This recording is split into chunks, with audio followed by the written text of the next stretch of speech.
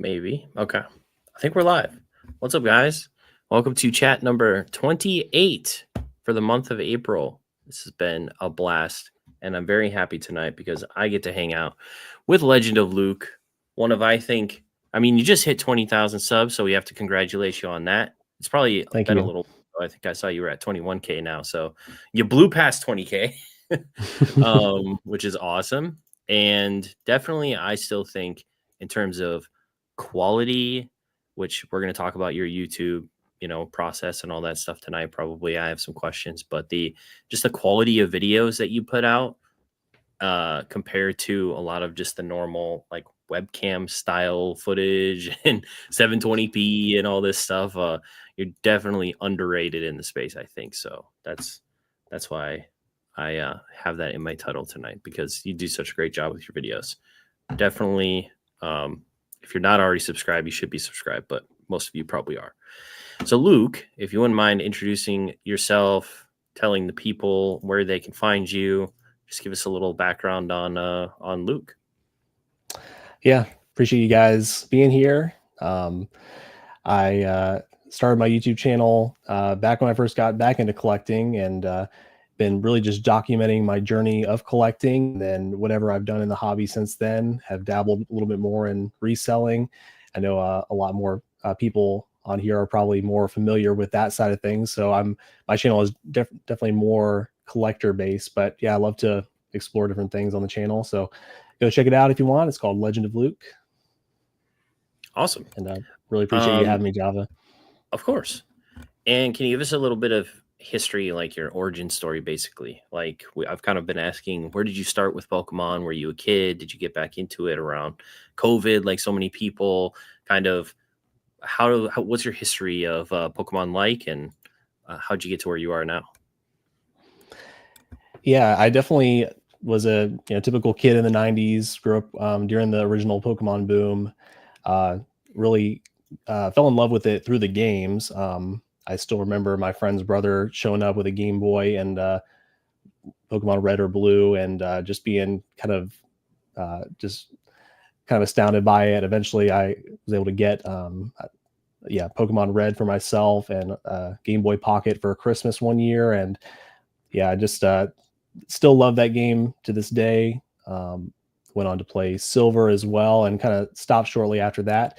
And was also into the cards a little bit, though not nearly as much as you would think. I mean, I obviously being a kid without money, I didn't really get a bunch of booster packs. I never opened a booster box. I probably only remember one or two packs that I've opened when I was a kid. I know one of them was a Team Rocket pack. So had a small collection, but I just always enjoy the artwork, and I feel like that's always kind of been what's drawn me back into it in a lot of ways. That the nostalgic artwork that is even you see like in like the Game Boy booklet, and reminiscent of the anime as well. I definitely watched quite a bit of the anime, and tried playing the TCG a little bit with my brother, just up in our room, and he's 2 years younger than me, but we had no idea what we were doing. So you know how that goes. We're brothers, so we fought a lot. So we we had no idea how to play the game. We just ended up in a fight by the end. But no, it was cool though. Everybody was into it. I feel like I was even into it a little bit longer than most of my friends were, going into like the second gen and that sort of thing. So yeah, that's kind of how I got started. I don't know if there's anything else you want to know about that side of things. It's actually very similar. So the way I started was I got a Game Boy Pocket for Christmas with Pokemon Red. Nice. So that's what color? It was a red pocket with Pokemon Red, and my brother got a green pocket with Pokemon Blue. And then when we went in the second generation, I got gold, he got silver, and then we just went from there, and definitely started with the games as well. So very, very similar in terms of that. Didn't open a lot of packs either. Definitely, I think the last holo in my personal collection binder was like the Smeargle from Neo Discovery, or maybe the Slow King from Genesis, one of the Neo sets. And so very, very similar history in that way. But so when I'm assuming that you hopped out of Pokemon at some point and then re-entered the hobby, you haven't stayed consistent with Pokemon since it came out. No, I definitely not. I mean, like I said, there was like me and like maybe like one other friend that were still like into the games during like a second gen. Then after that, you enter high school, middle school, you're into girls, Pokemon's not cool anymore. I really forgot about it for a long time. I had no idea it was still alive and well in the background.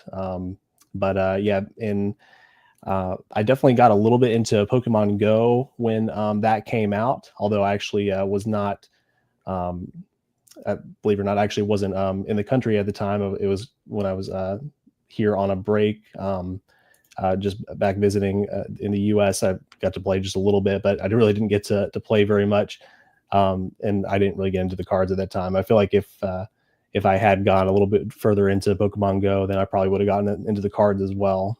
So it really wasn't until like 2021 that kind of made that jump, I guess.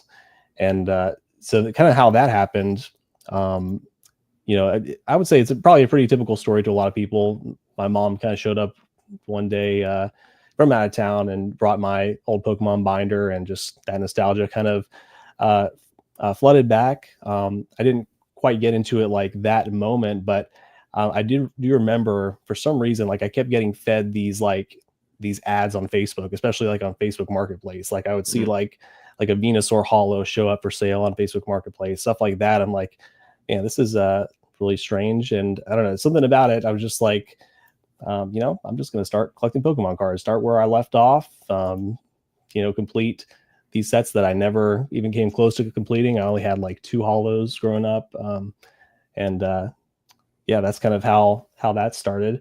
And simultaneously started the channel at the same time. I think I had, I think when I first got into it, I was looking into like mystery packs, because again, I was on Facebook Marketplace. That's what a lot of what I was seeing besides the singles.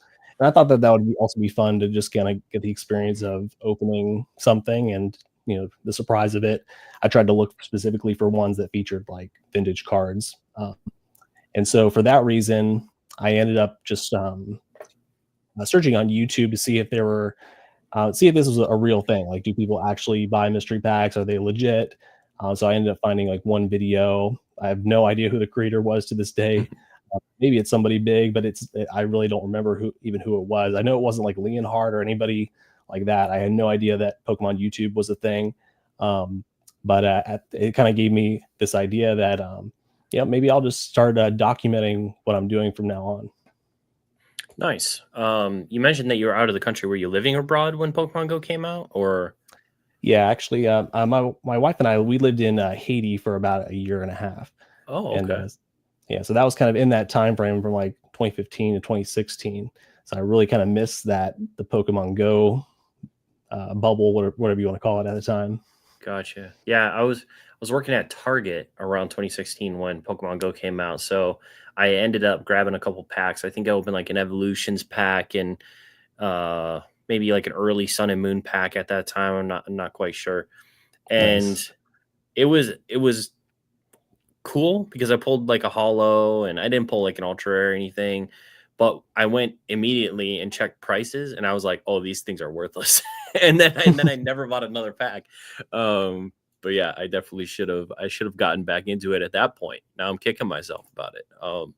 But yeah, I hopped right back out and then back in during COVID too. So I know, and I wish I hadn't missed that time too, because I mean, I personally like XY Evolutions. I really didn't get to open hardly any of it myself, and I know yeah, it was so available for so long. And also Hidden Fates came out probably shortly after that, and which I also really enjoy that set. I only got to open a little bit of that as well before it was off the shelves completely. yeah, yeah, yeah. Hidden Fates is great. I wish I was in the hobby when that set came out. Let's take a second and say some pleasantries to the chat. We've Sounds got good. Vitalik. Thank you very much. I swear this guy's been here every single chat, and I really appreciate that. Dark Ibex, Peeked at You, iFOMO, and Skya. Welcome, guys. If you guys have any questions for Luke, make sure to put them in the chat. Good to see you Yeah, guys. so you got back in around the COVID time. What's up, Nampi? And you started your channel around the same time that you started kind of going back and filling out some of the stuff that you were missing from your collection. And recently you've been doing more buying and selling kind of businessy type of stuff. We talked a little bit beforehand about you've been doing some vending, some local shows. What's that experience been like? Is it more vending for videos, like video creation, or do you actually like the selling side of it as well? Yeah, good question. I feel like I've been very apprehensive to get into the selling side for quite a long time. I kind of was worried that it would kind of sour the hobby for me. And, I could see in certain aspects how that maybe has happened in certain ways. But also, I don't know, for some reason, I've always been fascinated by the finance side of things. So, like a lot of people, I definitely, was originally watching people like Pokerev and Real Breaking Nate, Twice Baked Jake. But I feel like maybe after like 6 months or 9 months or something like that in the hobby, I really started watching like Jake Pokenomics and some of these other kind of guys that we all follow. And I've really been just fascinated by, I guess it started off as like just wanting to collect um, and do it more responsibly and like be able to fund the collection and that sort of thing. So I was doing a little bit of buying and selling up until about a year ago, but I feel like about a year ago, I really have kind of prioritized that. And so I vended my first show, last February. And then I've been doing that about every other month since then, just because we have a nice local show that's pretty inexpensive and pretty well attended as well. So we have some other anime conventions and that sort of thing. That's what I did actually yesterday. So still a little bit wiped out from that event. Yeah, so doing a little bit of the vending, and then I also got into streaming on Whatnot. I guess it's going on almost a year now. I've not been consistent, but for a while, especially over the summer and into the fall, I was being a lot more consistent with that. Nice. Now you've attended a lot of Collecticons, but have you sold at any yet? No, I never have, and I don't know if I ever will. Honestly, I Yeah. think the cost of the table, it just hasn't made sense for me. I haven't really had the inventory to justify that, and honestly, I just enjoy just being there and buying. That's kind of what I do now to justify it as a business expense. Is just Yeah. trying to get some more inventory and gradable stuff. But I really just go to hang. Nice. I guess from an attending experience, what do you like about Collecticon versus some of the local shows you've been to, or what do you like about the local shows versus the Collecticons? Like, how are your feelings on the two different types of shows? Good question. I mean, I guess I definitely have started to develop a little bit more of a community locally, but I think that's been a little bit slower. Even though we definitely have like we've got like a local Facebook group. We definitely have a couple card shops in the area, but I felt I've been a little bit slow to make connections with people. I probably have like one really good friend in the hobby that's local, but I feel like the difference really for me is just going to these collecticons and card party, another one, just seeing a lot of the familiar faces and just a lot of like-minded individuals. And yeah, like yourself, I think I first met you at collecticon Charlotte, Mhm. not last year but the year before. So yeah, just so many amazing people that you meet there, and just kind of continuing those friendships every single time you get to see them. So Yeah. yeah. And you are full-time Pokemon, right? Like full-time content creation, full-time doing your thing type of thing? Yeah, pretty much, and more or less, I kind of have been for a while. Now I do have some other streams of income that I've developed over the years. I was a part of a startup that still pays me a little bit. We've had some rental properties. We have just one right now, but uh, I actually wrote a book a long time ago. So there's little things here and there that's kind of given me a little bit of cushion to try and build this up. So but yeah, this is where I landed. I never planned to do this to make money or whatever. It was just a fun thing to do at the time. But yeah, I'm still enjoying myself and seeing how far I can take it. Nice. That's awesome. So at the beginning of this, I mentioned that you recently passed 20,000 subs on YouTube. Amazing achievement, something that most of us may never hit, which is super awesome. Did you have, when you started making videos, was there a particular video that really kind of popped off and motivated you to continue to do it and do more? Or and do you know what that video is, or was it more of like just kind of a consistent climb upward? I would say early on, I was fortunate that I found what people seem to resonate with. I think that's the toughest thing when you start a YouTube channel. And I've actually started a couple YouTube channels over the years, and this has by far been the most successful one, or whatever you want to call it. And I feel like I first started off doing like just opening up mystery products, and those they didn't get that many views. But I feel like the one video that again, this is back during the pandemic, kind of similar to now, where product was very scarce. People are just looking to see like what stores are carrying Pokemon cards right now. I ended up going on like a Pokemon card hunt, similar to like what Real Breaking Nate does, Mm. and people seem to really enjoy that side of things. And I also enjoy kind of like the vlogging aspect of that as well. So it was kind of just I was fortunate to find something that I enjoyed kind of doing and that people were starting to resonate with. And so I really for a while doubled down on that type of content. Nice. And that seemed to do very well for you kind of early on in Yeah. that space. A- and nothing crazy, honestly. Like I'm sure the first one that quote unquote popped off probably got like 100, 200 views. Like, but it Mm. was a lot for me at the time. Like, I had like 10 subscribers at the Yeah. time. So, uh, yeah, once you You, see those bumps, like that's kind of when you want to start paying attention, I think. yeah.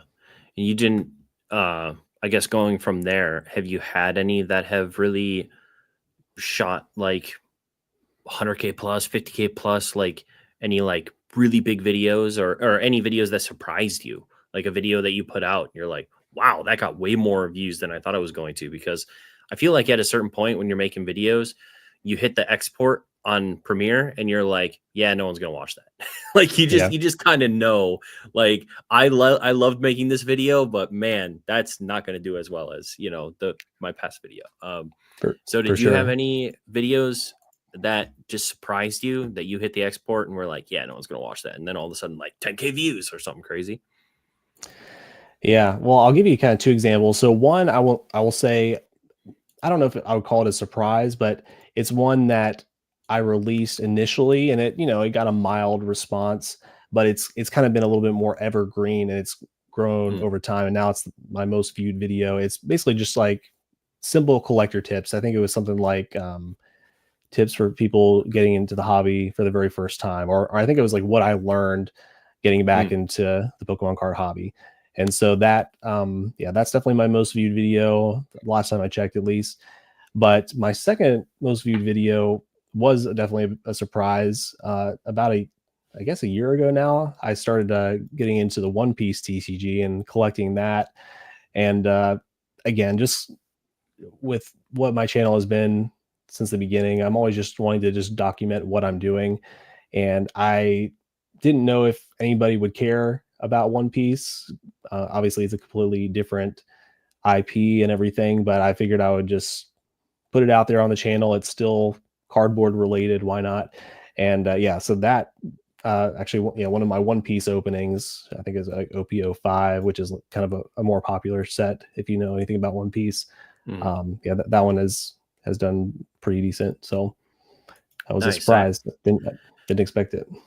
Yeah, I think sometimes too, maybe One Piece is close enough to like the crossover between Pokemon collectors and One Piece collectors. Maybe there's a higher crossover there, but I do feel like whenever you take a chance opening non-Pokemon product on a Pokemon channel, it typically doesn't do as well. Like when Dan does like a Metazoo video, for instance, it's like I think he kind of knows like, yeah, I'll probably get like half as many views on this as I normally do, but I like Metazoo, so I'm gonna do it anyway.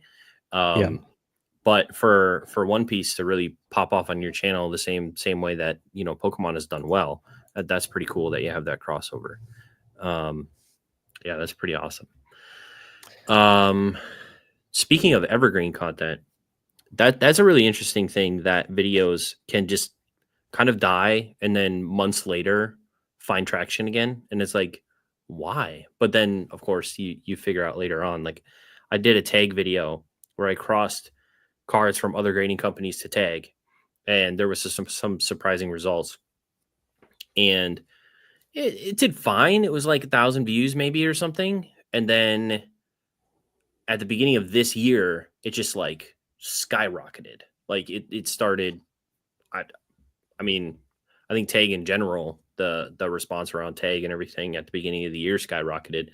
But I don't know if I was the only video at the time that created a video like that and people wanted to watch it. I don't know, but it was kind of dead in the water for like a year, and then all of a sudden it just exploded. It's weird how videos can do that and just sit and then all of a sudden go crazy.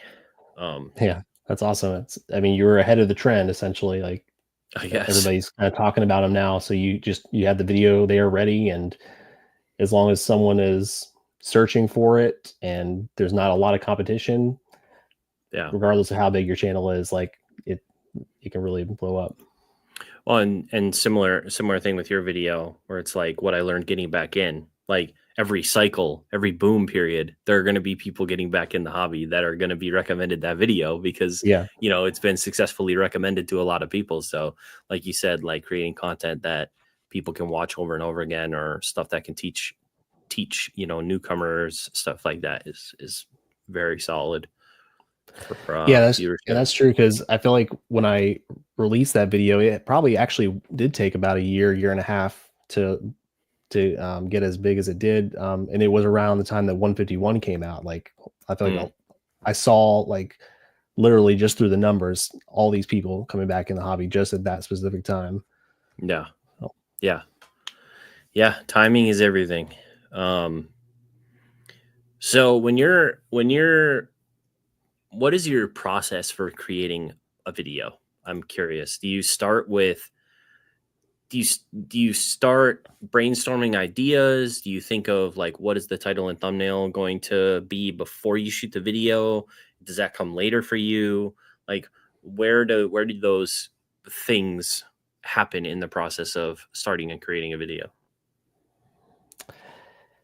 yeah, it definitely depends on the type of video that I'm creating, because I do some different stuff. I mean, the one I talked about earlier, that's more like a vlog style. With that, like, you can't do a lot of planning because you don't really know what's going to happen. You don't know, Mm, like, if I'm Pokemon card hunting, you don't know if I'm going to find anything or what I'm going to find.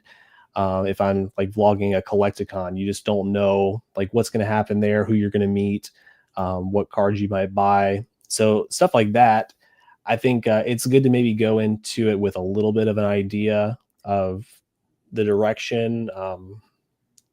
Yeah, like, so for like some of my Collecticon videos, I may know, like, hey, I want to do like a $1,000 shopping spree this time. And so I'll at least know that, I can film an intro that's something related to that. And everything after that is just, what happens, happens. And then you got to kind of create a thumbnail that you think will attract people to that video based on what happens in the video. So those types of videos are a lot less planning on the front end. But I think if there's more of like a talking head video, more like teaching something, uh, personally, I do put a lot of time into that, and that's actually something that I've tried to adapt over time, because I, as I mentioned, this is not my first YouTube channel. I actually had one for a previous business I was a part of, doing like marketing tips and that sort of thing. And because honestly, I'm not really the best at talking off the cuff. Like I really kind of scripted everything out, and I'm a much stronger writer than I'm a just speaker, a public speaker. I hate public speaking. Even doing these lives, they're definitely out of my comfort zone, to be honest. But yeah. So the problem with that is, when I was doing that in my old channel, I could only release like 1 or 2 videos a month, because it just felt like I was putting so much preparation into them. And mm, oftentimes there's research involved if you're trying to teach something, and it just wasn't it wasn't sustainable to actually pump out some volume and like get to that point where you're learning what people like in your videos and that sort of thing. The nice thing about the vlog content was, and also in the vlog and also the opening content, because I do also open a lot of product on my channel, is you're literally just reacting. So there's very little preparation, like I said, going into it. So that's I think been part of what has probably propelled me in this channel, is the fact that I don't have to prepare for everything. But I definitely occasionally do like a video where I don't know, maybe it's like a top 10 video, or like I said, the example I gave before of like what I learned getting back into the hobby. That's kind of like a 9-point sort of video where I'm actually thinking about actual points that I want to share and make sure I don't want to miss certain things. But I've tried to push myself to not be so scripted and to just create some bullet points going into that for each point, because it's like you want to like make sure you don't miss a certain point. And sometimes that still happens, and it's kind of frustrating when you go back to edit it later. You're like, oh man, I wish I would have said that. But as much as possible, I try to just do basic outlines and force myself to speak a little bit more off the cuff, get out of my comfort zone, and then just work with what comes out, I guess. Yeah, that makes sense. That's similar. I have done like one or two that were essentially scripted, and I liked it because, like you said, you write everything out beforehand, so you never miss like what you're trying to say. But it's hard for me to not make it sound scripted, Right. like not make it sound like I'm reading something, which is not necessarily bad, especially if you're just doing like voiceover or whatever. Doesn't really matter. But yeah, I might do some more scripted stuff in the future, but it just allows you to think a little bit more about what you're saying instead of just kind of ranting, Yeah, for sure. And I remember you talking about that you were planning to do that. Which video was it that you ended up doing? Or you said there were 2 videos you did for that? There's one video right now. It was the Conquer Every Boom video, how to win during every Pokemon market boom. Okay. Man, I felt like the thumbnail on that was sick too, but it was one of my worst performing videos of my last like 10 videos. So, but oh well. I'll have to go back and check it out. Yeah, but honestly, I feel like you can still script things out, and because people, for certain videos, they're there for the information. They're not necessarily there for if you say it perfectly. But it definitely is like, it's kind of an art, like learning to speak more naturally as you go along, and even non-scripted videos, that I feel like it's the same thing. Like I feel like for me, I started off like with my other channel, like super flat and like super boring, like rewatching them, like, man, these are terrible videos. So going from that to like knowing I need to like be extra energetic and almost like not be myself. So I almost like pushed to that end of the spectrum. And I think over time I've tried to find that happy medium of just being myself, but still having a little bit of energy into it. And I don't know if I've accomplished it perfectly, but yeah, it's a challenge for anybody who creates video content, I think. Because it there is a performance aspect to it, and so you want it to be natural and authentic, but you can't get past the fact that there is still that performance side to it as well. Yeah. I'm curious, do you have, because of the quality and aesthetic that you have on a lot of your videos, I'm curious, do you have you said that you were in marketing for some time. Do you have a history of videography, or I guess creating videos in a professional capacity, or like in school or something? Or how did you get to the point where you're not just talking into a C920 and you're actually putting in a lot of effort into the aesthetic and how your videos look? I definitely didn't go to school for it. Pretty much everything I've ended up making money with over time, pretty much self-taught with. And so a lot of it is just trial and error. And so I did have that. Um, I did have that like previous experience of having other YouTube channels, and then I did actually get an opportunity to do video marketing for other companies for a little bit, and more so just like creating like ads and like promotional videos for their YouTube. And I actually the startup that I was a part of is actually a sort of a video editing app. It basically helped you add like those like subtitles to your video really easily, at least at the time. There's probably other apps that are better now, but at the time it was more revolutionary. So yeah, so that's kind of what the extent that I've done that from a professional standpoint, I guess you could say. Okay.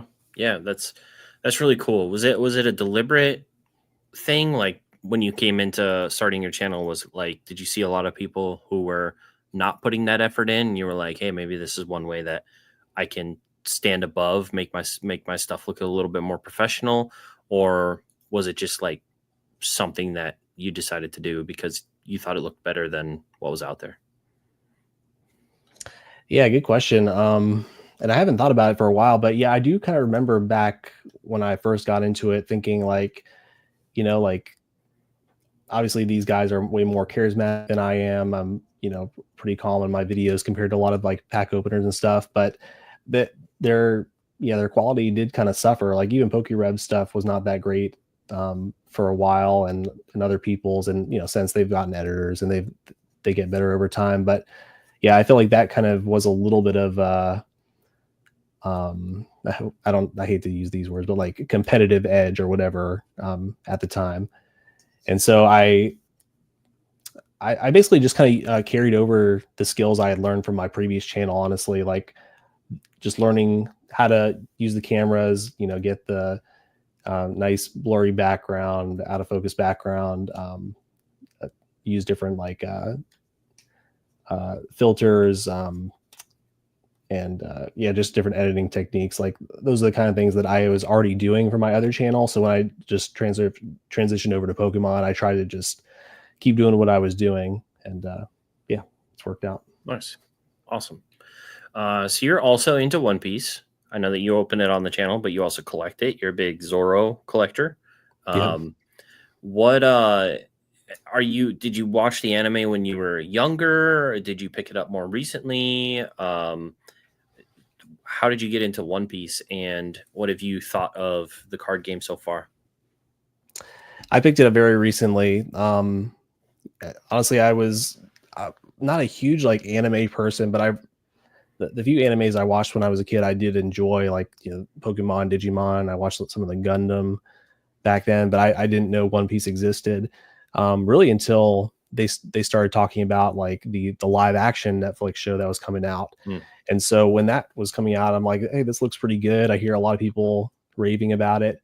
I want to go at least watch the first season so I can see the anime first, and then I'll get to watch the live action. Well, I ended up continuing just watching the anime. For a while I think I got to like I don't know, episode like 150 or something like that, 200 before I even started watching the live action. And I think I still have a couple episodes left of the live action one.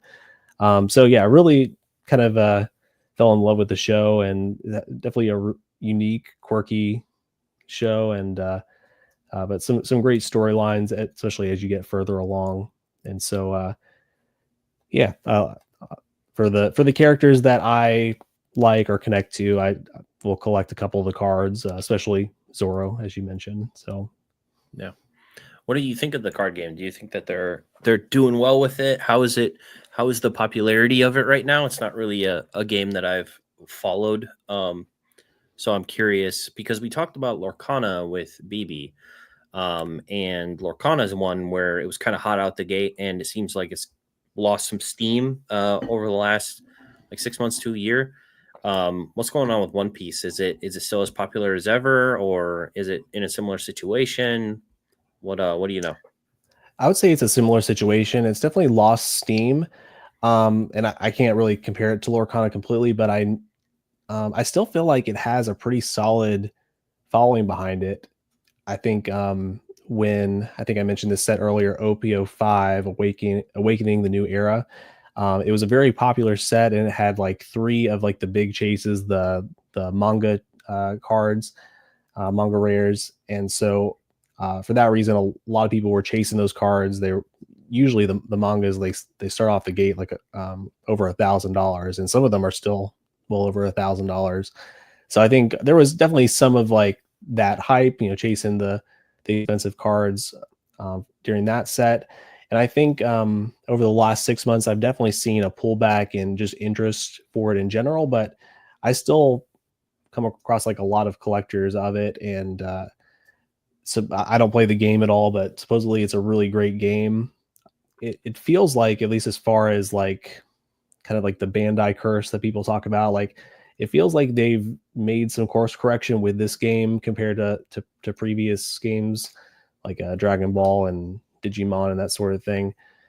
So hopefully that continues, because I think in the past they've just like overprinted stuff and probably had like too many like high rarity stuff that were too easy to chase. And so as long as they can continue doing what they're doing, I think it will sustain pretty well. I don't know if it'll go through like another little boom like it did back with OPO5, but I think it's pretty on a pretty steady trajectory from my standpoint, at least. Nice. So I know that One Piece is pretty popular, agree with BGS, but I think even before One Piece, you have created a lot with BGS. It's almost Yeah, you're probably the last person that I know that grades as much as you do with BGS for like personal collection stuff, especially with Pokemon. for So better or I'm worse. curious. I'm curious. What's the why BGS? I guess at one point in my collecting journey, for a while I did not collect any graded cards. It probably was about a year and a half into the hobby before I even owned a graded card. And part of it was because I was like, if I do this, I'm such a um, I like uniformity. I know I want every card in my collection that I have graded to be with the same company. And so for a while, I was just like, what do I go with? Obviously, PSA is the most popular choice, very well established. Um, I didn't really love CGC that much. I didn't like their blue labels at the time. And then Beckett, which I really like their labels, and they seem to also still be somewhat established and have that history, to where they, I think, retain their value pretty decently.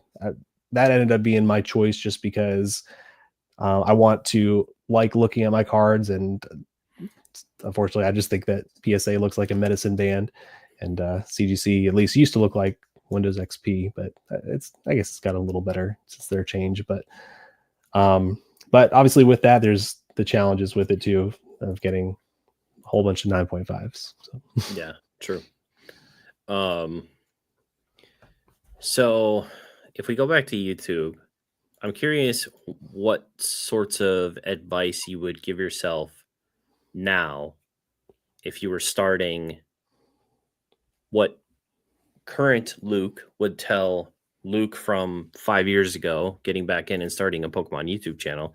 If there's any pieces of advice that you think would help kickstart faster than you did, or if you would just do it all the same again.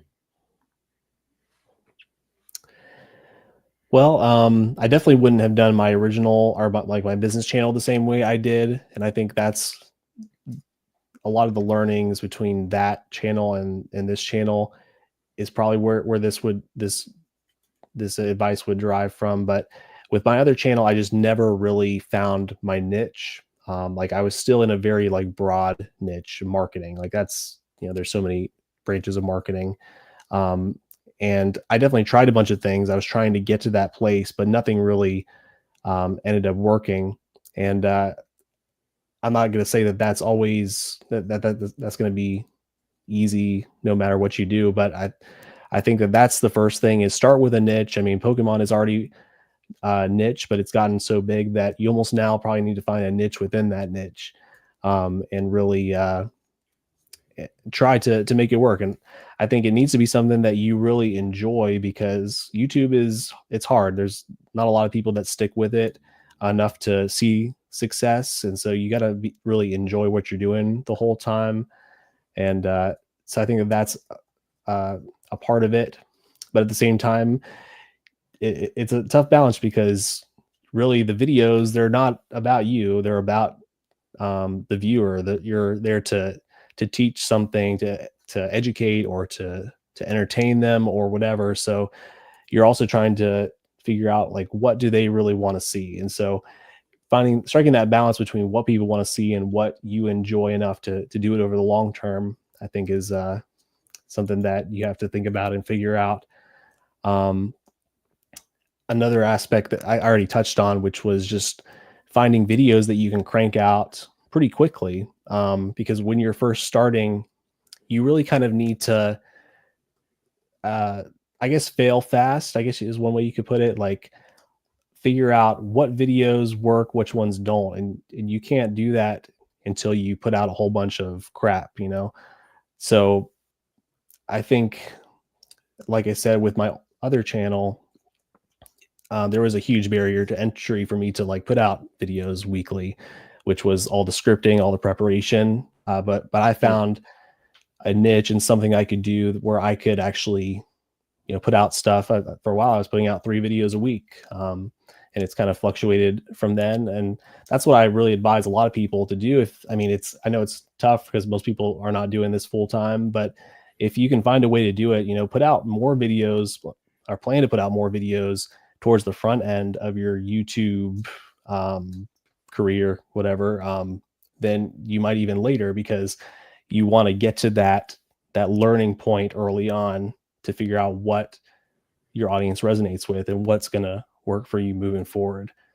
So Yeah. those are definitely some of the biggest things that I learned between seeing a failed channel and um, my channel now. Not that it's a huge success by any means, but I'm enjoying where it's come so far. Yeah, I think you're right with the Pokemon space. There's definitely, I mean, when Rev and um Twice Baked Jake and all these guys were making videos well before the pandemic, for those guys, just opening the new set, all that stuff, like, probably did very well for them because there weren't that many people doing those Yeah, very box low opening competition. videos. Now it's like, if you just get started doing box opening videos, like, good luck. Like, unless there's something particularly special um, about the way that you're doing it, and it gets caught by Reddit or some other community that is going to kind of boost your algorithm, like, have fun. Like, because now you have the business side of it, you have the vending side of it, you have the entertainment side of it, like the Pat Flynn's, then you have the opening channels, you have the people who rip and ship, you have, like, there's so many different avenues you can go down for Yeah. YouTube, for Pokemon YouTube, that, yeah, you just gotta figure out your little corner of the world that you can carve out, that you can, be somewhat special in. um yeah, for sure. Java and Luke Tay, Team GX. Hell yeah. I like that comment. Um, How about for yourself? I mean, your channel has honestly grown so much. Like, I really enjoy your videos a lot. Like, what are some of the things that you've learned from then and now? um, I think when I started, I took the same route that probably most people do, where it was like, I'm just gonna open the new set. Basically, I'm gonna spend money and hope that I get views from it, which is like, I'm gonna buy overpriced boxes so that I can rip them on YouTube, and hopefully the video blows up and I get a following. That obviously didn't really work all that well. But then I got into grading, and grading kind of became my niche for a little while. And then I got into the business side of things, kind of breaking down like my sales and turning it into like almost like a Pokemon business channel to some degree. And I still do some grading returns and stuff like that. So now I'm kind of like a Pokemon business channel / grading return video. I'm basically just a flipping channel essentially. Yeah. Which is cool because that's what I do. So that's what I wanted to, like you said earlier, just like cataloging the events of your hobby. That's basically what I do with my channel is I just film videos for the stuff that I'm actively doing and people watch them. So it's pretty cool. Yeah, people obviously really resonate with them. Like, what was the time frame between like kind of getting to that more specific niche that I guess the grading I guess would probably be the first part, like between starting and getting to that point? Well, I did YouTube. I did YouTube videos. Like my channel itself has been through many different evolutions. Like I started with I tried to do some let's play stuff that died immediately. It was like, okay, I don't get any views doing that. And then I started doing like reaction content to like video game trailers and stuff because I was streaming on Twitch at the time. And those did actually pretty well. And I should have probably kept doing those because we did have some videos that did very well. And then I stopped doing the Twitch streaming stuff because that was like sucking the life out of me. It was horrible. I did it for way too long. I should have quit way sooner. And then that's when I got into Pokemon. And from the Pokemon side, I started just opening things like and kind of doing a couple of vlogs where I'd go to, Walmart or Target or whatever and try and find something to open. And then maybe the first I did have some grading return. Man, there was just so long where I like if my video got like 25 views before I went to bed, then I knew it would probably have 50 by the time I woke up and I felt good about it. I was like, heck yeah, my video got 50 views. So just looking back at some of these videos, it's like, oh my God. But yeah, I think two of the videos that really did well when I was first starting out was I talked about scalpers early on in like the COVID era. And then I don't know, this is really interesting going back because I feel like my videos just started doing really well recently. Where now, more consistently, I would say, where now when I put out a video, like there's kind of a minimum amount of views that I can expect, even if it's like low performing. Like I know that I'm probably going to at least get 500 views on a video, which is nice because it's 10 times what I used to be excited about. I guess that's an interesting question. So as your channel grew, obviously we have barriers of like or goals like views wise where you get 100 views, like you were saying, you got 200 views on a video and you were excited about it. And now if you got 200 views on a video, you'd probably be like, oh man, what happened? So how did that evolve over time? Like I wonder if you ever get to a point where it's like, yeah, my video doesn't have to be a top 5 out of 10. It can be a 10 out of 10, but as long as I get 500 videos or 500 views, I'm cool. Or if it's always like, I always want more, always want more, always want more. Are you in like the always want more mindset, or do you have like I'm just cool with it getting like a certain amount of views? Yeah, I guess kind of like you said, like I guess I am. There obviously are those videos where you're like, man, I thought it would do a little bit better than this, but I am grateful that usually it gets like up to a certain number, and so that still feels good. Yeah, I don't know. I mean, I'm always wanting to be improving and growing, and it's yeah, I don't know how to answer that. To some degree, you got to be content with where you're at, but still be pushing to improve in whatever way you can. I guess that's kind of the way I always just approach it is, I mean, not that I don't look at the views, but not focus as much on what the views are, but just why did this video not resonate with people? Like, what could I have done differently? and try and just improve that on the next video. And that's another thing I also tell people if they're just starting off is just with every video you release, figure out just one small thing that you could do differently or try differently, and see what if that makes a difference or not. Yeah. Yeah, I don't know if that answers the question, but oh yeah. Going back, I think the video that really kind of changed things was a offending video that I did 2 years ago at a local convention. That one got quite a few views over time, and it seems like a lot of the videos after that, I was in like, instead of the 100 or less views, I started getting in the multi-hundred views. So I would say that probably took it to a new level. But yeah, so we have a couple questions from Chef that we can hit. Nice. Everyone has their hits. What is the best thing that you cook? What is your go-to in the kitchen? If you're making dinner, what are you throwing together? So this is literal for cooking. Oh yeah. All right. Oh man.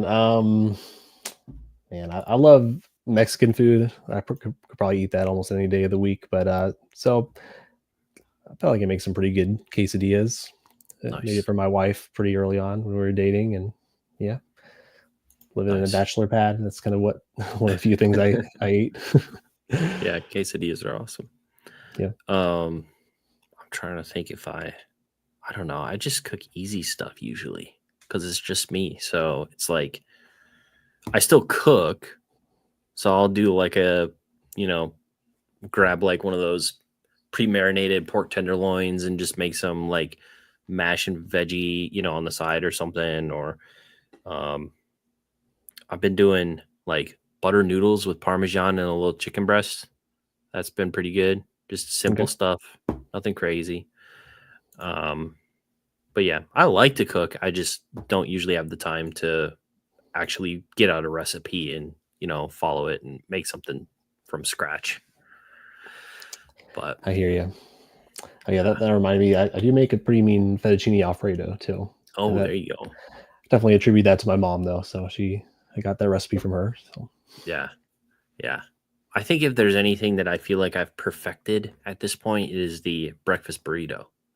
I think I'd make a very good breakfast burrito. So yeah, it's good stuff. It's good stuff. Oh yeah. Why didn't I bring this up yet? So Luke also has another Instagram. What's your other Instagram for your illustrations? Legend of Luke art, I think. I'm gonna double check that. Yeah, Legend of Luke art. So I got Legend of Luke cards on Instagram, and then there's an art page too. Nice. So if you guys didn't know, Luke illustrates or has illustrated in the past sketch cards for Topps sets. I know that you've done some Star Wars ones. Have you done more than that, or just the Star Wars set so far? Up until this year, it's been all Star Wars, but Topps has gotten some new licenses in the last year so they're going to actually be doing some more stuff like with Marvel and Disney. So I've done one Marvel set. I've done another set that's not either of those. It's actually like a Nickelodeon brand. I don't want to say what it is. I'm not sure if I'm allowed to, but yeah, actually what I've done for that set, I'm kind of most excited about so far, but it's not released yet. So I can't show what it is. That makes sense. Yeah, that's super awesome. So how did that come about? Did they do like a fan thing where you send in artworks? Did they reach out to you on Instagram? Did you reach out to them and show them some sketches? Like, how did that come about? How do you start doing sketch cards for Topps? Yeah, well, I'm a fan of the Topps Star Wars Galaxy sets. It's kind of like the art of Star Wars. They've done them since the 90s, and they do kind of a chrome treatment to them now in the last couple of years. So I started collecting those, and that's kind of how I found out about these sketch cards. For those of you who don't know, they're basically inserts, and they're more or less one of one. So people are excited when they pull them, and I loved the just the enthusiasm people had in the community for the art and the artists. And I'm like, man, that'd be really cool to get involved in that. And I ended up actually meeting one of them, one of the artists for these sets online, Ian McKesson. He's a very talented artist, and I ended up just DMing him, asking him some questions, and he just told me who to get in contact with, and so you do have to send some samples and kind of more or less apply for it. But yeah, so I've been doing that for, I don't know, a year and a half, 2 years now. Yeah, so that's been fun. I may end up taking a little bit of a break from it for the rest of the year, because it definitely does take up a lot of time. Unfortunately, it doesn't pay that great. It's okay, Mhm. but I mostly just enjoy doing it. So correct me if I'm wrong, but it's not a transfer. Like you're literally sketching on the card, correct? Yeah, Um, exactly. Yeah, it's and so not do like they I'm. just send you a bunch of card template basically, and you do your sketches directly on the card, and then they just slip them in a pack and good? Yeah, they're blank cards. They do have like Star Wars or whatever branding on it on the back, and then usually a logo on the front. And yeah, you just draw, paint, whatever, right on the card. That's awesome. How many do you know how many or about how many artists they actually have doing sketch cards for like a Star Wars set? No, I don't know the answer to that. You can find out though. They started to list like when they will come out with a new set. They've started to like list the artists for that set, so you could look up how many on a given one. Okay. And I feel like they've started to add more lately, because again, they do have these other IPs that they are starting to work with. So Gotcha. And then we can obviously touch on Chef's question. What is your favorite card that you've illustrated so far? Well, if it's in a new set, don't tell us. well, But yeah. of the Star Wars ones, Of the Star Wars ones, um, man, actually probably my favorite one. There's this one. It's like a Darth Vader one. And it's a little bit niche. You'd have to like have seen uh, the uh, the Clone Wars TV show to understand it. But there's this scene it's actually I think the last scene of Clone Wars of Darth Vader. He actually finds Ahsoka's lightsaber. Ahsoka was kind of his Padawan throughout the Clone Wars, and it's on this like snowy planet. He kind of like ignites it, and so it's Darth Vader holding like this blue, or it's kind of like a whitish lightsaber. And yeah, that's definitely one of my favorites I've done, and that's on my Instagram. You can nice. check it out. Yeah, definitely check that out. Um, so when can we get Metazoo to call you to do some Metazoo illustrations? Because they seem to be kind of tapping the community for artists. My DMs are open. have you? I'm assuming that you have contacted them, or you've been in contact, or no? Just Yeah, I did reach out, so we'll see if I'm in there. I don't know if I'm in their queue to reach out to at some point, but yeah, we'll see. I also am Ch- super busy Charlie with what I'm Squeaks, get doing on now. it, guys. DM this man. Um, yeah, that'd be really cool. Um, Luke's camera's super crispy. Yes, it is. We talked about Thanks, his Mets. very good quality camera and video quality. Metazoo, yes, Metazoo is it's cool. Chef is hoping that it's Ninja Turtles. Don't confirm or deny. Just that's his hope.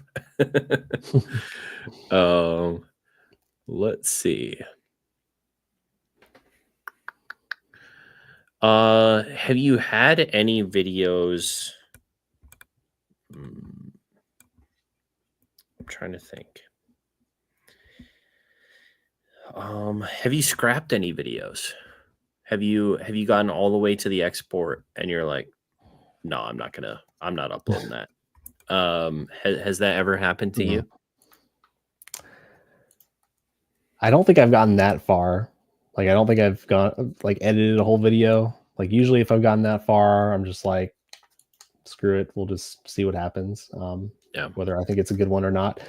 But there was definitely it would have been my first vendor POV if my camera audio had worked out correctly. Mm, And for anybody who's tried to do vendor POV, you probably know what I'm talking about. I ended up just putting out like a little meme, like short showing like I think I just saw like that. a short scene from it, and the audio is like all like crackly and that sort of thing. So yeah, something happened where I think I may have plugged in this is all I can think could have happened. I must have plugged in my mic into the headphone jack instead of into the mic jack. I'm not sure, because it just didn't really pick up my actual mic, and it just picked up the on camera mic. So just had to scrap that one. Have you gone into like a show weekend with ideas of content you wanted to do and then they just don't happen? Yeah, I would say so. I think the main one that comes to mind is for Card Party. Like, I really tried to. I'm like, I'm paying to be here. There are a lot of opportunities to connect with maybe creators or do some other stuff. I think I had an ambitious goal to like create like 3 videos while I was there. I ended up still coming away with 2. So I had like a vlog, and then I did like some interviews with a couple creators. And then I also wanted to do sort of like a more like buyer POV on top of that, but I just ran out of time. Didn't have, and honestly, Yeah. probably just but just between all the activity, there just wasn't enough time to buy a lot for me. Yeah, that's crazy.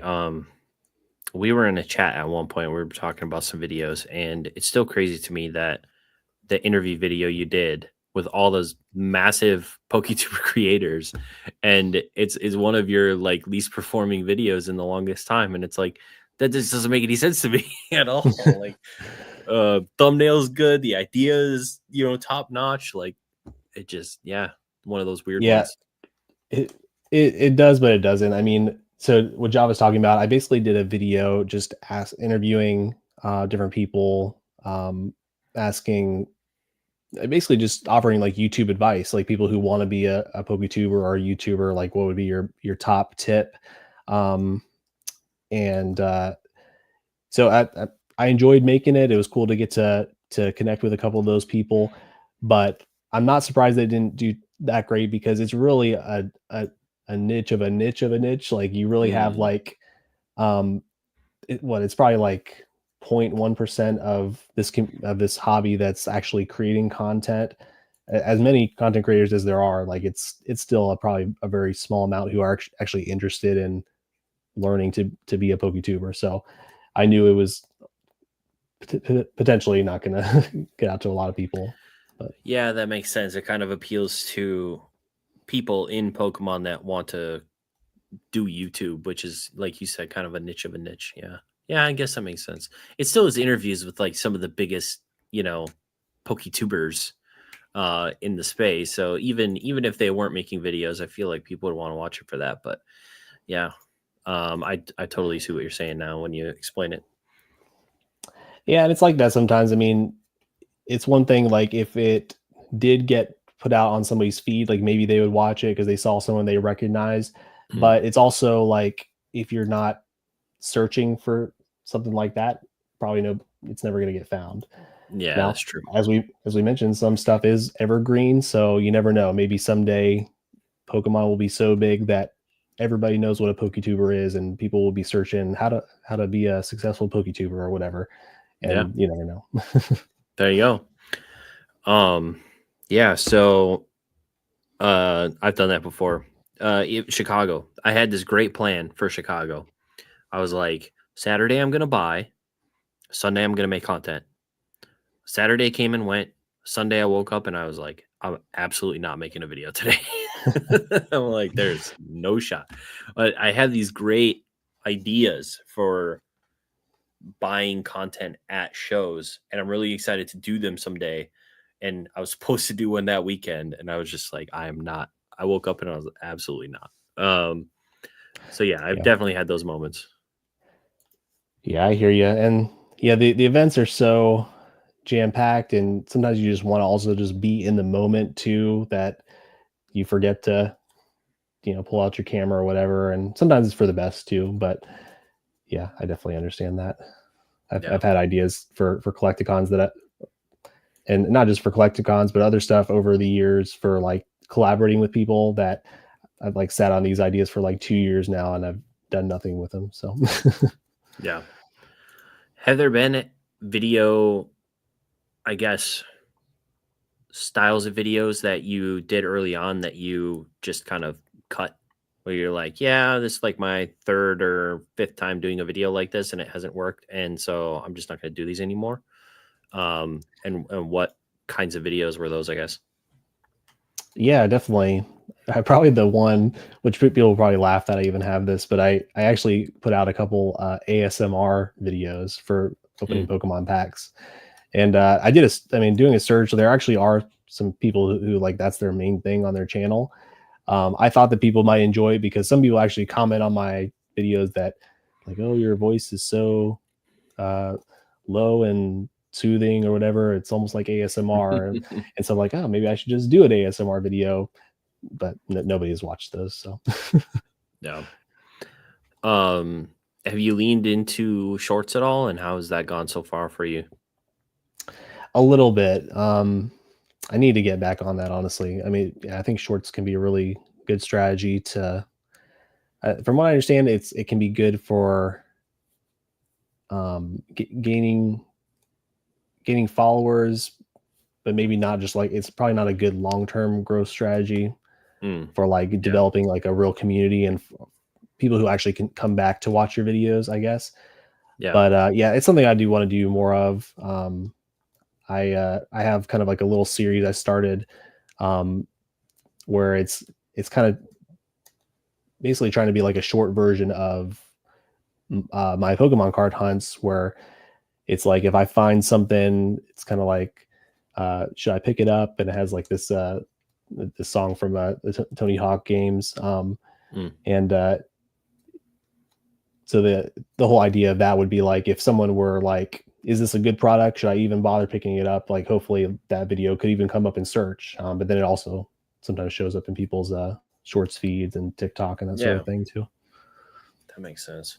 Yeah, it was something super interesting when TikTok was really kind of popping off kind of early, and the VidCons during that time. Apparently, and this was a lot of like YouTubers talking about this and live streamers. It's like the YouTubers and the live streamers that made like 15 to 30-minute long videos. They'd have these long lines and they'd get, bombarded and everything. And these TikTokers that had like 100 million followers on TikTok could just like walk through and nobody knew who they were.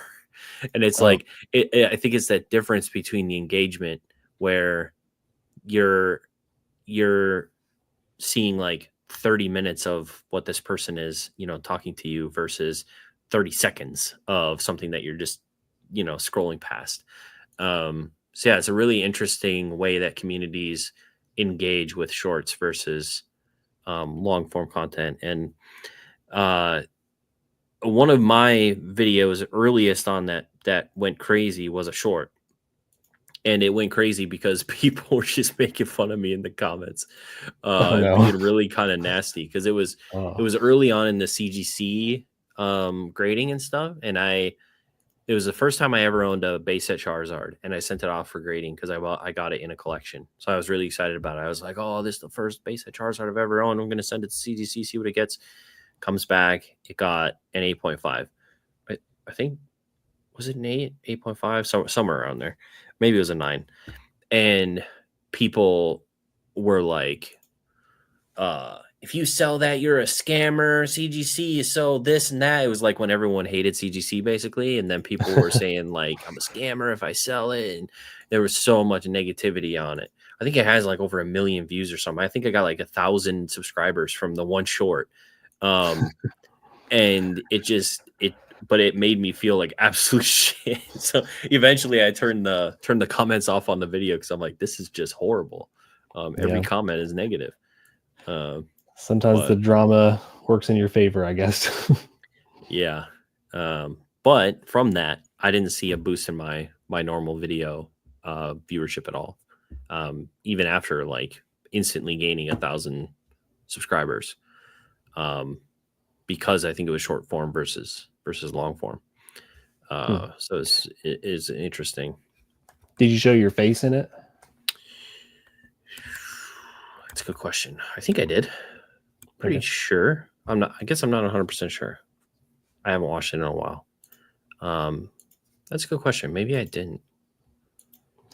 Just I'd have to curious. go I back mean, and check.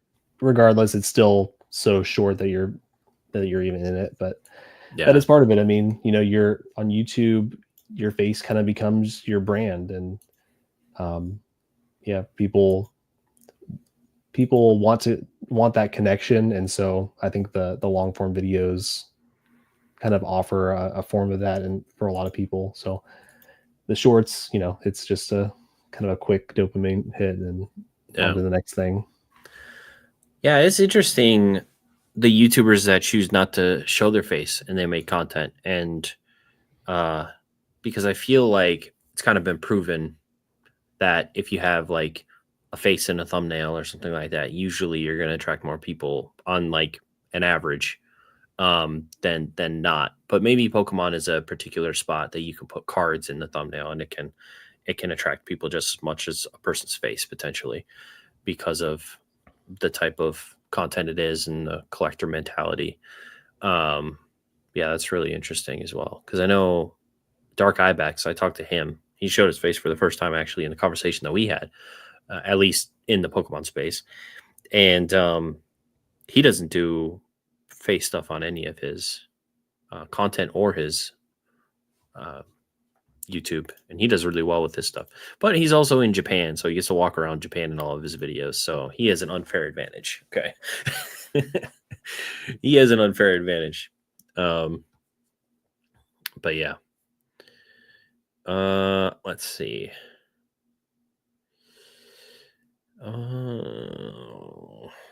How has the whatnot been going recently? Oh, can you hear me? Hey, sorry, real quick about my AirPods cut out. Sometimes I have an issue with audio. Can you still hear me okay? Yeah, it sounds like you're using a different mic though. Okay, let me fix that real quick. Okay.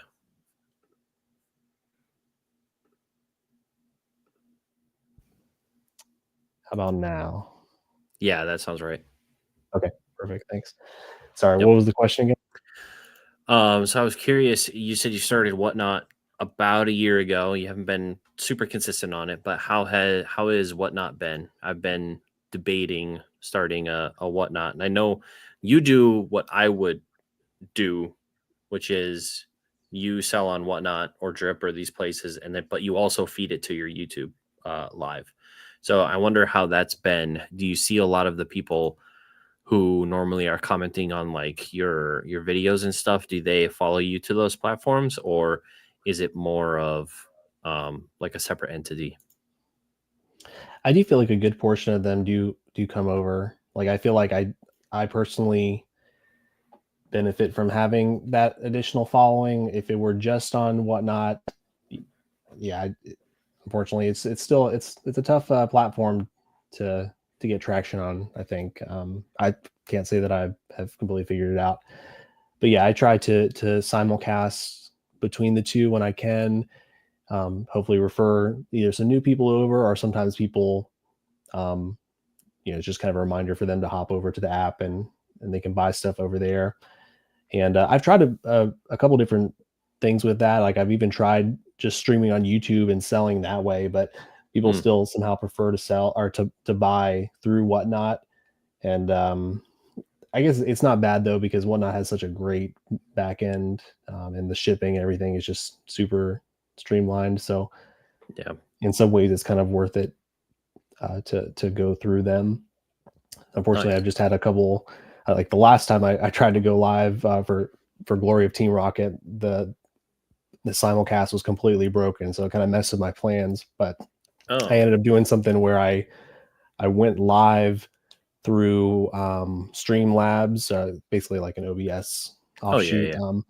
And then I fed the Whatnot stream over to that stream. So I was basically live twice. I was live on my phone and live on my camera through my computer. And actually, it's kind of a fun way to do it. I may try to do that moving forward.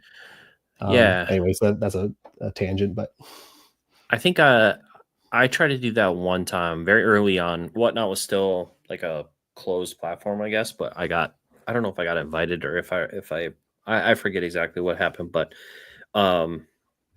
yeah, that's how I did, where my face was kind of like big and then my little Whatnot feed was like over to the left or the right side or whatever, and so you could see the Whatnot feed, but my face was like large in the Streamlabs. And Streamlabs is kind of nice because it has Streamlabs. Well, it probably wouldn't work with Whatnot, but it has a feature. I think Streamlabs Pro or something like that. You can multicast to different like Twitch and YouTube and Facebook and TikTok and stuff like that, which is kind of cool. But yeah, I wish it was easier to do it the other way around, like sending it from Streamlabs to Whatnot. Like they kind of do it that way now with OBS, but I don't know. It's been a little buggy for me, so yeah, I'm still figuring that portion out. Yeah. So there's been 2 questions that I've been asking everybody who has popped on to chat with me. Oh yes. And one of them is a hot take, and one of them is an act of kindness. So something that you've either done for someone else, someone's done for you, or you've witnessed between 2 people. So whichever one you can come up with first, we'll start with that one, and then we'll hit the second one. That is a tough one. Yeah, I mean, I'm sure I've got a lot of hot takes being a Beckett collector, but I guess one that I know will probably rile some people up with. I think one of the most overrated alt arts is the Giratina V. That's what I'm going to go with. Yikes. the Conda, is that Shinji Conda? Yeah. And I'm the kind of person, I do like the style of artwork. Some people don't even like the artwork. I do like the style, but I just hate the Pokemon. I have no interest in it. Oh, you don't like Giratina as a Pokemon? Interesting. He kind of looks like a lobster. Yeah, which is kind of unfortunate, but I think he's still kind of cool. Fair enough. It's kind of weird that he has different forms, though. The form where he's like on 4 legs and looks like some weird animal, I don't like that form at all. But the form where he's like looks like a lobster, that form is a little bit better. I know nothing about him. Yeah, he's got 2. I don't know. I really don't like the one form, but that's a pretty hot take. I like that card. I've never owned or had one of those, so I can't really tell you like in Japanese what the texture looks like. I'm sure it looks fine, but yeah, a lot of the alternate arts from Sword and Shield were all so expensive right out the gate that so many of them I've never actually had pass through my hands at all. Just because they have been so expensive for so long. PokeChef coming in clutch. We got some questions. That is a hot take, though. I think that you're gonna rile some people up with that. All right. Go ahead and hit that dislike button. Yeah. Whoa. No, guys, if you haven't yet, hit that like button, subscribe to Java if you guys aren't already. But yeah, and then act of kindness. And it was hard to think of just one. I guess I'll cheat and kind of speak to one that I feel like a bunch of people have contributed to, but just as I've kind of within this group kind of been more like the straggler on like the selling side of things. Like I feel like I've been learning a lot from all you guys. I feel like there's been a lot of people who have really given me some really key advice and key encouragement that's made a big difference with my business so far. I mean, some people I can think of off the top of my head, Pool Father, Nesto, Josh, Old Card Shop, Ponga, yourself, there's so many people. I wouldn't be able to name all of them, but yeah, just people being very very forthcoming with just how they do their business and how they found success, and really appreciate it to anyone who's shared stuff with me over the years. Yeah, I think that's one thing. Like, I'm sure there are groups of people in this space that are very guarded and won't answer any questions and think that everyone around them is a competitor. And, I feel like at least our group in particular, and probably lots of the Pokemon space, is very much like, yeah, we, especially people who have been around us and hang out and make content and all that stuff. It's like, why would we not want, someone who's cool to succeed just like we are? And how can we help them do that? So, yeah, I mean, I think everyone seems super helpful. And whenever I have a question for anybody as well, they're more than willing to. I mean, Benji, I wanted to get into buying maybe some plushies off of like AliExpress and stuff like that. And Benji literally just gave me a sheet because he's like the pro of AliExpress and plushies and like keychains and stuff. He just gave me a sheet of like all these links. It's like, yeah, these are a bunch of stuff that I bought recently. And it's like, there's like 50 links off of AliExpress for me to I don't have to do any searching. He just shared that.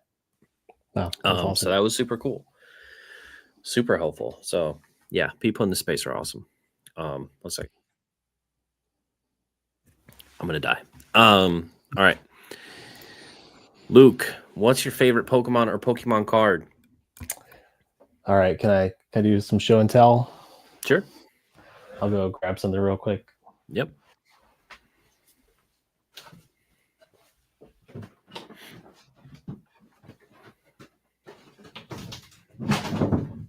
A man who owns his favorite Pokemon card. I really need to buy my favorite Pokemon card. It's really not that expensive. At some point I'll get it.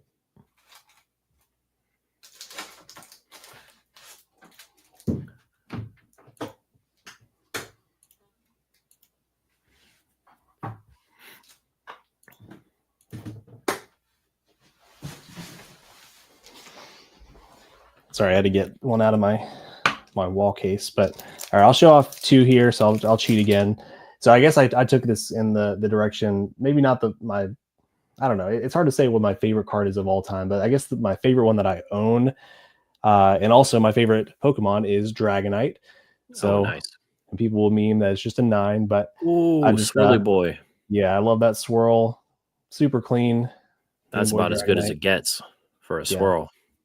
That's sick. Hey, I think I showed this off in one of the what is it? Greeny and Oaks podcast. They showed off a couple cards at one point. So yeah, I love that. That's so awesome. Slab podcast. Wow, I couldn't think of it for a second. Yeah, so that's a important one to me. I really enjoy that card. If I can find a higher grade and with a similar swirl placement, then I'll be open to it. But yeah, he's like looking straight at it. It's awesome. It's too good. It's too good. Yeah, that's so good. And then one I actually just got back recently. So this is one of my only childhood holos that I honestly I kind of forgot that I had it, but when my mom first brought back my collection, it didn't have any holos in it. I'm like, man, I thought I had at least one or two, and I thought I at least had them at Champ, but I think at one point I traded for this card here. So I just got it back from Beckett, and I'm pretty thrilled with the grade. Yeah, again, just a 9, but we got another swirl down there. Exactly, yeah. That's such a great Moltres. I love that card. Yeah. So pretty stoked about that one right now, especially so much holo on that. My childhood one. Yeah, it's so cool. But as far as Pokemon goes, Dragonite is definitely my favorite. That's a good pick. What's up, Max? How's it going, Ray? Hey, Ray. What's up, Pole Father? All right. As an illustrator, do you have a favorite Pokemon illustrator? I mean, I'm super basic. The Super Mario artworks are really kind of what are so nostalgic for me. Just that's what was in like a lot of the like the Game Boy booklet artwork and that sort of thing. But I've really come to also enjoy Himeno. She does like so much in the Team Rocket set, and yeah, I think she did the Jungle Dragonite as well. Yeah, so that I do like Himeno quite a bit as well. Yeah, Himeno's awesome. I'm 90% sure. Let me double check. Yep. My favorite Pokemon card is illustrated by Himeno. So really, what's yours? Dark Charmeleon from Rocket. Oh yeah, that's a good one. Yeah, love that card. Yeah, there's so if you just like look through the Team Rocket set, there's so many good ones. Yeah. I feel like Rocket really nailed it. The gym sets are beautiful. Neo is incredible as well, like the Neo sets. Like that Neo Jolteon with the little the little Togepi. Oh my god, that Oh card yeah, is light so cute. Jolteon. Yeah, that one's Yeah, good. yeah. Some of those light and dark Pokemon are so cool. Oh yeah, light Dragonite. That's a great one. Yeah, I love those. Light Arcanine, Light Dragonite. Oh man, so good, so good. Oh, that should have been my other hot take. I think we were talking about light Arcanine one. Oh, don't do it! Don't do it! Don't do it, guys. Light Arcanine, super mid. Why is such a good card? The art, it makes no sense. Like, look at it. It's so cute. His body is all contorted in this weird way. Yeah, you can't really tell whether or not the one foot is his left foot or his right foot, and the other foot is his. Yeah, okay, but it's still cute. It's still cute. Oh, that's in Nishida artwork. Nishida, what you doing? I stand by it. Yeah, Shining Gyarados is goated. Yep. Precision Lugia is amazing. Yep. What's up, Charizard Colby? Oh, cool. This is a good one. What IP would you love to draw for outside of Star Wars, Pokemon, or the other IPs that you cannot announce? Right. Oh man, good one. I mean, definitely a big Lord of the Rings fan. That would be cool. Oh yeah, that'd be sick. Yeah, what else? Trying to think what's some of my top. If they ever did, like one of my favorite childhood movies is Hook with Robin Williams, Dennis Hoffman. It'd be cool if they ever did like a Hook set. I would. Oh yeah. Draw Peter Pan, Lost Boys. I don't know. Maybe it wouldn't be like the coolest thing to draw, but that'd be a cool IP. Sick. Man, sick, what else? I guess we'll go with that. Harry Potter's a great franchise too. That'd be a cool one to for. Here's a follow-up. Who would you want to draw? Like, what character do you feel your talents could bring to life? I'm farming my life questions I had for you. Yeah, Pete, save some for our chat if that ever happens. I kind of ghosted, peeked at you, so I feel bad about that. But it's been a busy time this last couple months. But what character?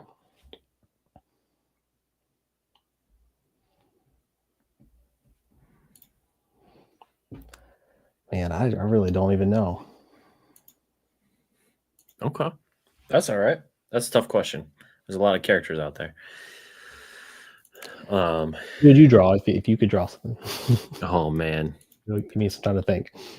If I could draw like you and did a sketch card, who would I want to draw? That's not a Pokemon. I do love Lord of the Rings. I really like Game of Thrones. Maybe.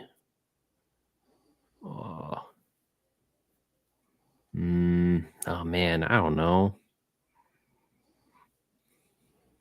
That's too tough. Do you have like a favorite character of all time? Favorite character? One character that kind of a lot of people's favorite character in the Lord of the Rings series, but Aragorn is awesome. So he's cool. I really like Aragorn a lot. I'm trying to think of other like big series that I like. There's got to be more. Yeah. I don't know. People to draw like Super Mario Bros. Yeah. Some Smash Brothers, do like a Link card. That'd be pretty sweet. Maybe maybe one of like the clicker monsters from The Last of Us. That would be fun. With like they're like infected with fungi, so they have like mushroom stuff coming out of their head and stuff. That it's kind of grotesque, but kind of cool looking. Yeah, you could reasons draw a not for One me. Piece. What do you say? Draw a Zoro. Yeah, that's true. That's a good one. That'd be cool. Yeah, I need to do that. I do have kind of like my own personal card stock cards that I can do stuff on. So if anybody wants any commissions, let me know. But I need to draw some One Piece for sure.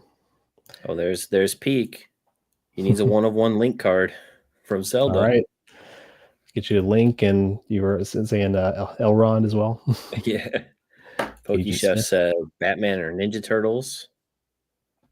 Batman did a they did this weird Weiss set. I think it had to be a comic book or a cartoon or something, but it was Batman Ninja, and he looked like his armor was all like kind of Japanese ninja aesthetic. Like they made him look a bit more. It was really cool looking. I never watched any of it. Don't really know anything about it, but I just saw the set that Weiss did. I was like, that's kind of sick. Like Ninja Batman. He's kind of a ninja already, but Yeah. I guess more of a ninja aesthetic. Batman Ninja is sick. Yeah, I think Topps might be doing stuff with DC at some point. Hope I'm not making that up, but it'd be cool to do some Batman for sure. Well, DC is hopefully coming back with James Gunn making the new Superman. That looks pretty cool. Oh, yeah. And yeah, they got some I'm stuff hopeful going for on. Loader extended movies, best movie. Do you feel like, and this is completely not Pokemon related at all, but just cinema in general, do you feel like that at some point we will have witnessed like peak of a particular genre? Because I feel like I've already witnessed, like, I will never witness a high fantasy trilogy that is better than the Lord of the Rings. I just don't think there could be one that is going to be as good overall than that original trilogy. It would be, I mean, I'm open to it. I wouldn't shut my mind off to it, but I just can't imagine a series coming out and like dethroning it in that high fantasy genre. Yeah, you might be right. I mean, especially with everything that went into those movies, like filming them back to back, all the practical effects that went into it. Yeah, I mean, those movies are amazing. I was definitely lucky to be like at the age to be able to watch them in theaters and stuff like that. I wish I could say that about the original Star Wars trilogy, you know. Yeah. But like the way things are moving with, especially just with like so much like computer generated just graphics and even AI, like I don't know, like it seems like Hollywood is moving away from like practical effects and like really good storylines, good trilogies.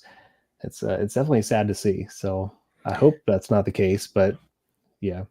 It's funny. I feel like in our lifetime, we've gone from like everything being practical, and then all of a sudden, it's like, ooh, CGI, and then it was like, oh, did you see that chimpanzee Caesar in that movie is completely CGI? Like, how incredible is that? And now we've gotten to the point where it's like, oh, did you know that in the new Alien movie, all of that is practical? How cool is that? It's like we did this full circle thing where like now we appreciate everything being practical because there's so much CGI when before CGI was like the coolest thing. Yeah, like Avatar and the first Planet of the Apes movie. Everyone was just like, oh my God, Gollum from the Lord of the Rings. Everyone was blown away by that. Like, holy crap. Yeah, it's just gone full circle in terms of special effects. It's very interesting. Yeah, I mean, there's use cases for everything, but it's just like they've cheapened so much. Like they just want to throw movies out so cheaply now and just get a good, you know, turn out in the theater, and they don't even care if it's a good movie or not. Yeah. It's frustrating. Yeah. Going back to that kind of peak thing, there's another And I know I'm going to get some pushback on this because there are some people who didn't like the ending, but I'm not sure that I will ever watch an action anime that's better than Attack on Titan from start to finish. It's insane how good that show is. It's short. It's only four seasons. There's no filler. So there's never any episodes where you're like, oh, okay, get us to the next, like, come on, get us to the next arc. It's just like it just gets in, gets out, action packed, story's great, writing's great, characters are great. The idea and the concept is great, and it just like blows your mind all the way through. I just don't. It kind of sucks. It sucks to feel like you've hit peak of particular things. Like, damn, I cannot fathom something like taking that top spot away from like the Lord of the Rings trilogy or Attack on Titan or those things that have already come out and existed. But well, if it gives you any hope, I still have yet to see Attack on Titan. So the way you're talking about it now, oh god, at least gives me hope that there's still more that I can experience. Now I've way overblown it though. That's the problem. I think this is peak. Nothing's ever gonna be better. You're gonna watch it and be like, okay, like it's good, but like, is it that good? Now, I hear a lot of people talking about that one, so I need to get on that one. Yeah, I think it's very good. That would be a cool. Well, they have a couple of different. I think Union Arena has done an Attack on Titan set. Weiss Schwarz has done an Attack on Titan set. Right. Universus has done Attack on Titan set. Like they've done a lot of Attack on Titan cards at this point, but that would be one that would be fun to like sketch a Levi card or something like that. One of those cool characters from that show. Yeah. Well, I think we'd probably wrap it up here, Luke. I appreciate you being chat number 28 in my journey here for 30 chats, 30 days. And please let the people know where they can follow you again before we wrap it up. Yeah, Java, it's a huge honor. I really appreciate you asking me to come on. Appreciate you guys hanging out, chatting, watching. If you guys do want to support, first of all, hit that like button here, subscribe here. If you want to go also check out my channel, it's called Legend of Luke. Legend of Luke cards on Instagram. But yeah, appreciate you guys. Awesome. Well, thank you very much, Luke. Tomorrow, to kind of round out, well, technically there's 2 days left, but tomorrow I am talking to Thrifty. And then the day after we are doing something special. So there'll be a lot of, no, I'm not going to say anything. We're doing something special on the 30th. So we're going to finish out the month with a special live. That'll be pretty cool. So I appreciate y'all being here. I'll see you guys tomorrow at 8 p.m. talking to Thrifty, and then we'll finish it up on Wednesday. Thank you guys very much. Thank you, Luke. Appreciate it. We'll see you guys. Bye-bye.